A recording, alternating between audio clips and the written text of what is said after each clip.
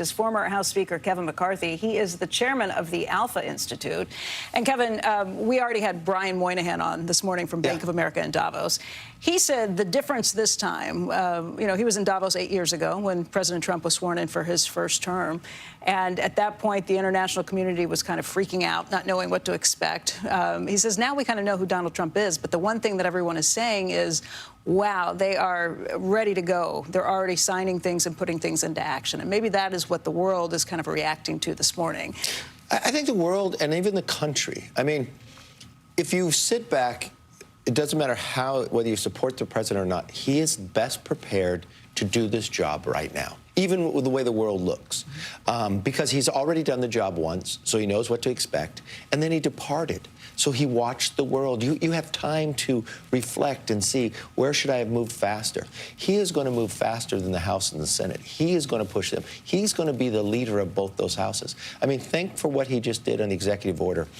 That's going to move the economy right now, because repealing the regulation, the people that he'd put in, Howard Lutnick and others, people who know this economy, just that decision-making process and the stability there. And he's already bringing the leaders. He's bringing the bicameral in. He has a strategy of what he wants to get done. And he knows he only has 4 years. And really, if you study presidential history, you get about a 9-month honeymoon. With President Trump, they always try to work against him. But he's more popular today than he has been at any time in his political career. And if you just watch the swearing in, the people around him, these are the titans of the economy of the American. Every world leader would want one of them in their country. He's going to use the synergy of that to make the economy stronger here. How do you think that relationship is going to work? We saw the CEOs who were there yesterday, innovators, leaders on these points. How will that synergy work? How will the economy change as a result of that relationship? I think whoever captures AI and quantum has an advantage, and every country is fighting for it. But if you want to capture that, you first have to have energy. You can't have AI without having the energy policy right. But energy plays more than just into that. When you let unshackle America, what we have in our energy, it helps our allies, but it also hurts the Russian economy, too. So it makes us stronger, makes our enemies a little weaker, and gives us a very stronger point, and puts us further ahead when it comes to AI policy. To unlock energy and make it work for AI, it's a lot more than just drill, baby, drill. It's building the grid. You have to look at our entire grid. It can't be one form of energy. This is what people get wrong. You can't pick one or the other. So you got to have permitting reform. Right. And you got to have pipelines. You got to take the entire grid and you have to double it. And that's a major accomplishment to try to happen. And if you do that, you're really setting up for the next 20, 30 years, but you're propelling the ability to have AI here. Look, those data centers are only going to go to the places that energy is less expensive and the capability for providing it. Kevin, one of the things I wanted to talk to you about, because you know Congress so well, because you understand how this all operates, is the legality of what he signed into place with the 75-day extension for TikTok. I thought you were allowed to have a 90-day extension at the president's reasoning for doing that if there was a bid in place, a true bidder. Do we know how this works, or what he can think and can't do about on this. that I mean, this again shows the difference between Biden and a Trump presidency. Here's Biden, the president of the United States, has a bill and just lets it go. Doesn't make a decision on that. You know, if you're playing a basketball game, and a few seconds to go, Biden's the person who doesn't want the ball. Trump's the individual who, give me the ball. So give me 75 days to look. Although I think people would have been furious if he tried to do something and make his decision on it that was counter to something President Trump wanted to do a day later. Well, if you're president of the United States and you're afraid to make a decision, don't become president. Although Trump just came in and changed everything. He had the time before. I think President Trump would come in and do what he wanted to do. Yeah, but he had the time beforehand to make a decision. He didn't, and Congress voted. What really Trump is doing is giving himself time, really look at this situation. But can he? I don't understand the... Yes, because this factor. Yeah. Trump dealt with this in the first, and he looked at where can we store it? TikTok can continue, worried about the data. Where can I store it? He has a better knowledge of it. I think there's enough people out there, too. He could put it together in the time period.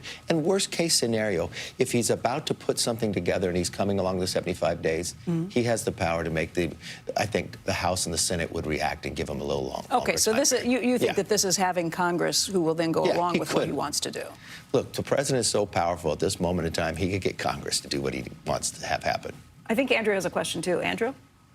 Hey, Kevin, we got Bill Ford, who is on the board of ByteDance, parent company of TikTok, who's going to be joining us actually in just a little bit.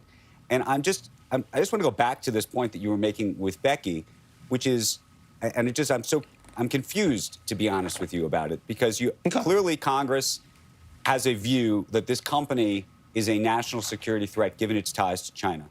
Do you think there's a possibility, even over the next 90 days, and there's questions about the legality of those 90 days to begin with, but that a deal will be struck that effectively allows the Chinese in any way to continue to control the algorithm? And the reason I ask is it appears that almost under any circumstance that President Trump would like to find a solution. And the question is, he may be willing to find a solution that allows it to continue to operate the way it's operated before, no? I think it's hard to allow that to continue that way. I think what you're going to see, could the Chinese investors still be a part of it? Yes, but is there a majority owned by America? Is there a database kept in America? A lot of that was discussed prior. I think it would be very hard to allow it to continue exactly the way it is today with this Congress. This Congress has already taken a vote about this and going forward, so there has to be some modification. The Supreme Court has upheld the law. Yes, and the Supreme Court. So not only do you have it legislatively, you have the judiciary. Now you're just dealing with the executive branch. It has an ability to extend it, but they can't do it forever. Kevin, how would you feel if, in fact, somehow Elon Musk becomes either a majority owner of it or even a minority owner of it, given his close ties to the president and his ownership of X? Well, look, I would not be opposed at all if Elon wanted to do part of that, because Elon stands up for the First Amendment. I like that idea. I would like to see America have that data kept inside. I'd like to know how that algorithm works.